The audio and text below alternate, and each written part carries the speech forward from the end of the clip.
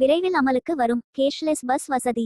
இனி சில்லறைக்கு கஷ்டப்பட தேவையில்லை. நாடு முழுவதும் பல சேவைகள் இப்போது பணமில்லா சேவைகளாக மாறிவிட்டன. அதாவது நேரடியாக பணம் கொடுக்காமல் ஆன்லைனில் பணம் செலுத்தும் வசதி.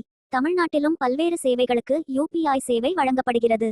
இதன் மூலம் மக்கள் ஏடிஎம்மிற்கு செல்லாமல் யூபிஐ மூலம் எளிதாக பணம் செலுத்த முடியும்.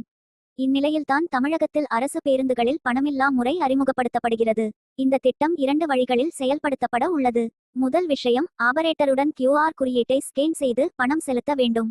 கடைகளிலும் QR குறியீடு மூலம் பணம் செலுத்தலாம். இதற்காக அரசு பஸ்களில் கார்டுகளை பயன்படுத்தி பயணிக்கலாம். இது மெட்ரோ பாஸ் போல செயல்படுகிறது. மெட்ரோவில் மாதாந்திர பாஸை பயன்படுத்துவதைப் போலவே இதுவும் செயல்படுகிறது. இந்த கார்டுகளை பஸ் டிப்போக்களில் வாங்கலாம்.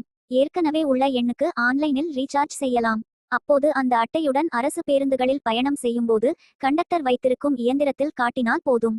இருக்கையை சொன்னால் நம் கார்டை ஸ்கேன் செய்து டிக்கெட் கொடுப்பார்.